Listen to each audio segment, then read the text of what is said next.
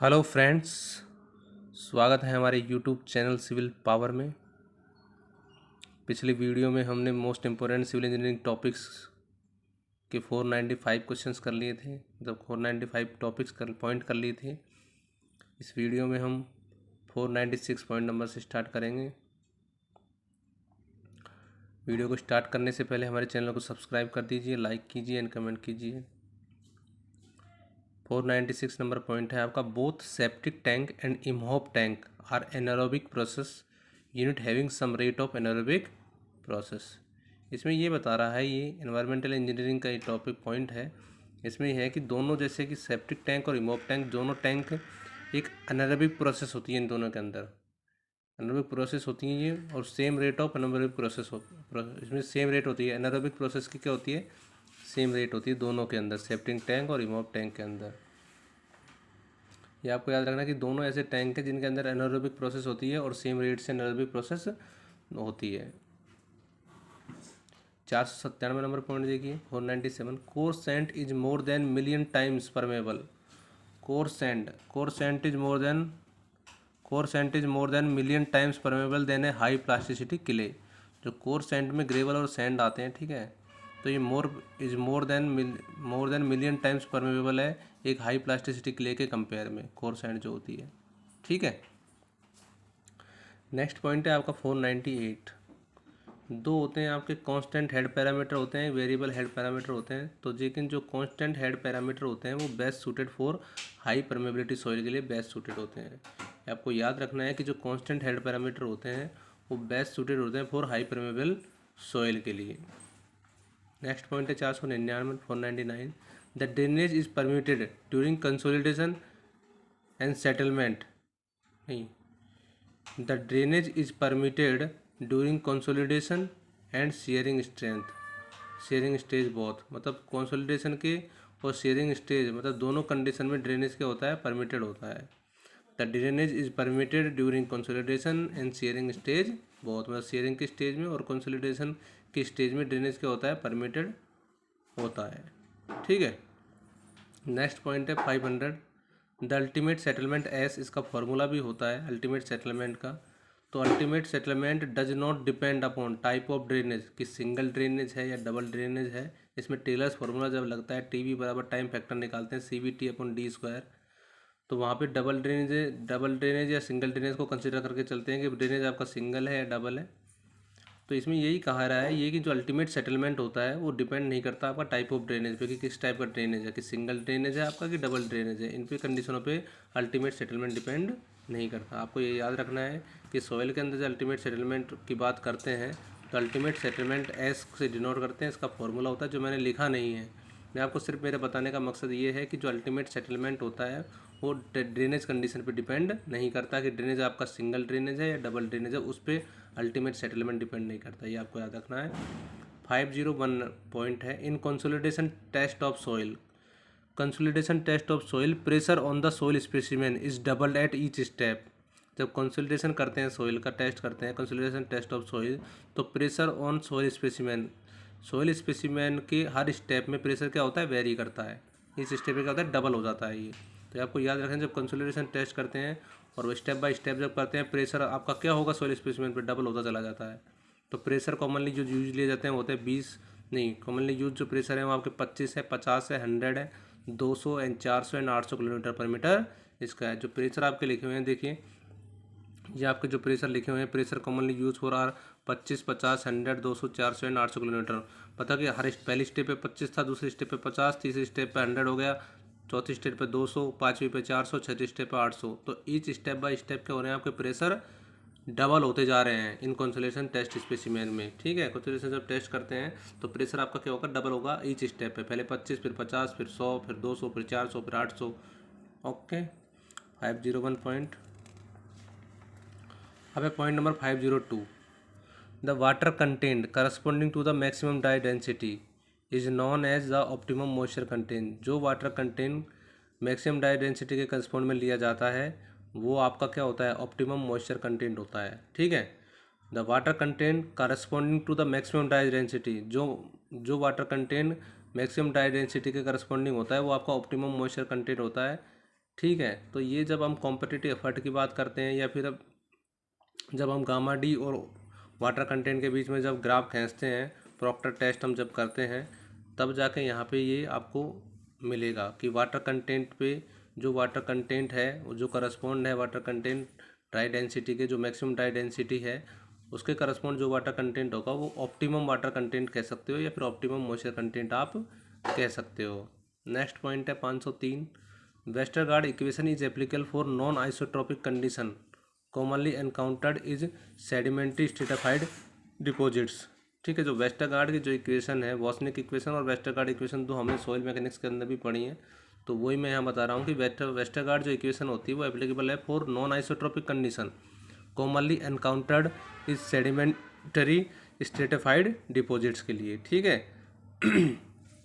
Next point है 504, यहाँ पे बॉसनिक इक्वेशन है। Boussinesq equation does not depend upon Poisson ratio, so there will be no change in vertical stress.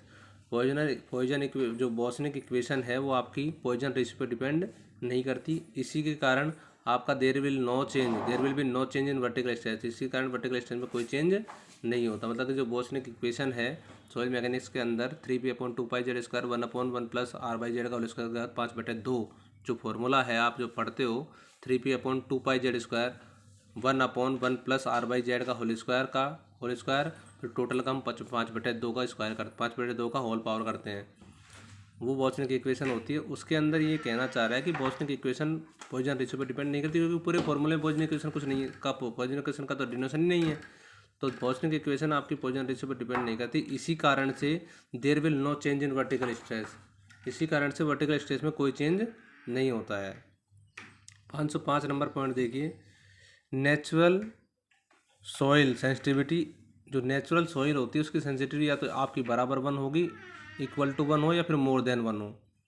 But स्टिप clay जो होती है उसकी सेंसिटिविटी वैल्यू लेस देन 1 होती है। यदि जनरली देखा जाए तो नॉर्मल जो सॉइल होती है उनकी सेंसिटिविटी या तो बराबर 1 हो या ग्रेटर देन 1 हो, लेकिन सॉइल मैकेनिक्स के अंदर स्टिप क्ले होती है उसकी सेंसिटिविटी क्या होती है, 1 से कम होती है। ये आपको याद रखना है। ये फिशर सॉइल के नाम से भी इसे जाना जाता है, क्योंकि because sometime steep clay having fissures and cracks, क्योंकि समटाइम जो स्टिप क्ले के अंदर क्या होता है फिशर्स एंड क्रैक्स डेवलप होते हैं, इसी कारण इनकी सेंसिटिविटी क्या होती है आपकी 1 से कम होती है। ठीक है, तो ये आपको याद रखना है। सारी सॉइलों की सेंसिटिविटी 1 या 1 से ज़्यादा ही होंगी, लेकिन जो स्टिप क्ले उसका दूसरा नाम फिशर सॉइल होती है, क्योंकि फिशर्स उसके अंदर और क्रैक्स आ जाते हैं, जनरेट हो जाते हैं, इसलिए उसे फिशर सॉइल के नाम से भी जाना जाता है। यदि आपसे कह दिया जाए कि कौन सी सॉइल है जिसका जो सेंसिटिविटी वैल्यू है जो लेस देन 1 है, तो फिशर सॉइल कह सकते हो, स्टिप क्ले कह सकते हो। ठीक है, तो सेंसिटिविटी का जो फॉर्मूला आपके पास लिखा हुआ है वो देखिए, क्यू यू अनडिस्टर्ब अपन में क्यू यू रिमाउल्डेड लिखा हुआ है, नहीं लिखा है, क्यू यू अनडिस्टर्ब अपन में क्यू यू रिमाउल्डेड होता है, मतलब अनडिस्टर्ब सॉइल का अनकन्फाइंड कंप्रेसिव स्ट्रेंथ और रिमाउल्डेड सॉइल की अनकन्फाइंड कंप्रेसिव स्ट्रेंथ का जब डिवाइडेशन करते हैं तो तब आपको सेंसिटिविटी वैल्यू यहाँ से मिल जाती है सॉइल की। नेक्स्ट पॉइंट है in unconfined compression test minor principal stress.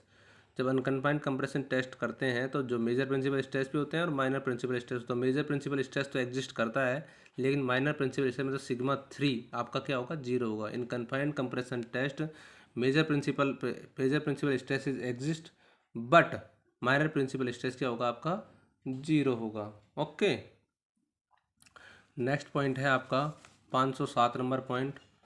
507 number point है contour line cross a ridge line, मतलब वाटर साइड।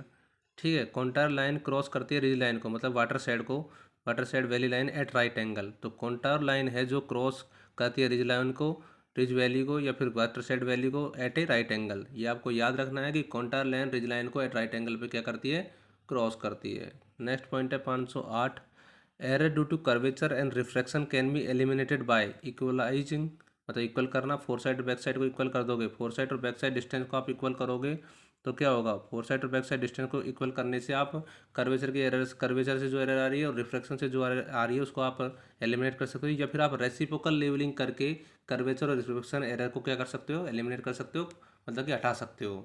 तो सिंपल सी बात है कि error due to curvature and refraction को हम एलिमिनेट कैसे कर सकते हैं, बैक साइड और फोर साइड को इक्वल करके या फिर रेसिप्रोकल लेवलिंग से। 509 नंबर पॉइंट है, a closed contour line with two or more higher contour inside in it will represent a hill। अब क्लोज contour line with दो या दो से अधिक हायर कॉन्टावर को शो करती है। Inside it will represent a hill, मतलब हायर कॉन्टार जो यदि दो क्लोज कॉन्टार लाइन है, दो या दो से अधिक क्लोज कॉन्टार लाइन जो हायर वैल्यू को शो करती है, तो वो रिप्रेजेंट करता है आपको हिल को रिप्रेजेंट करता है।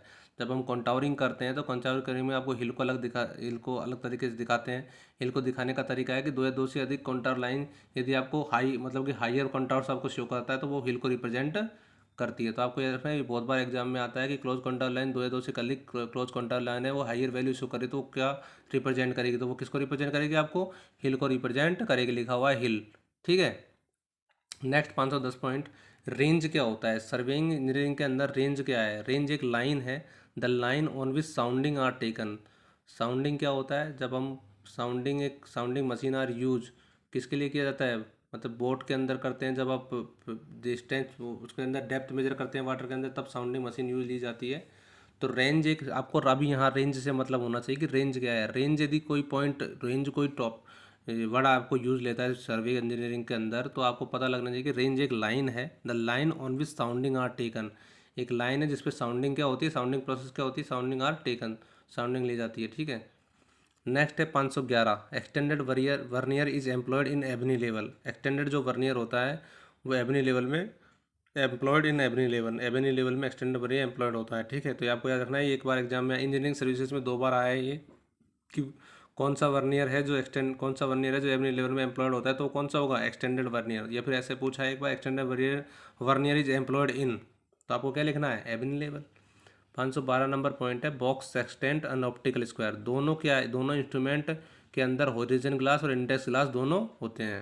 ये आपको याद रखना है कि ऐसे 2 इंस्ट्रूमेंटों का नाम बताइए जिनके अंदर दोनों में ही बॉक्स सेक्सटेंट और ऑप्टिकल स्क्वायर हो। तो यदि आपसे कह दिया जाए कि बॉक्स सेक्सटेंट और ऑप्टिकल स्क्वायर किन 2 इंस्ट्रूमेंट के अंदर, बॉक्स सेक्सटेंट और ऑप्टिकल स्क्वायर इंस्ट्रूमेंट है, उसके अंदर दोनों में कौन कौन सी चीज़ें सेम पाई जाती है, तो ओरिजिन ग्लास और इंडेक्स ग्लास दोनों के अंदर पाए जाते हैं। बॉक्स सेक्सटेंट में भी ओरिजिन ग्लास और इंडेक्स ग्लास पाया जाता है, और ऑप्टिकल स्क्वायर में भी ओरिजिन ग्लास और इंडेक्स ग्लास दोनों पाए जाते हैं। Next 513 number point, Abney level instrument is use as a clinometer.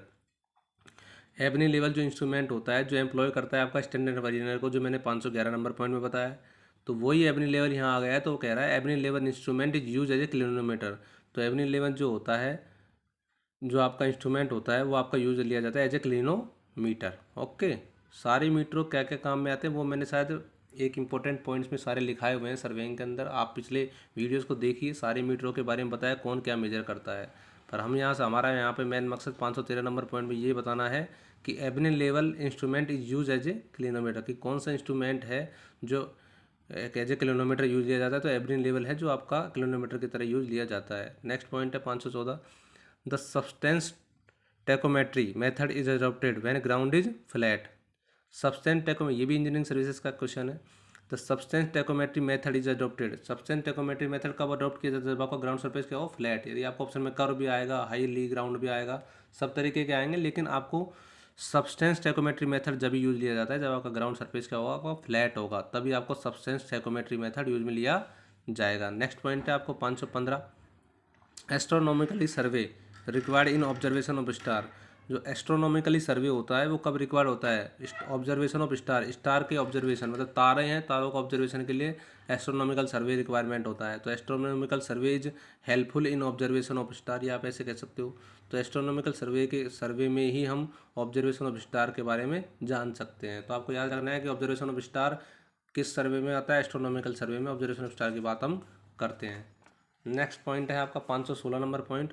516 number point में आपका लिखा है lapse rate. Lapse rate is the ratio of temperature difference upon में elevation difference delta T upon delta H. जो लिखा है कि lapse rate is a ratio of temperature difference delta T and elevation difference delta H.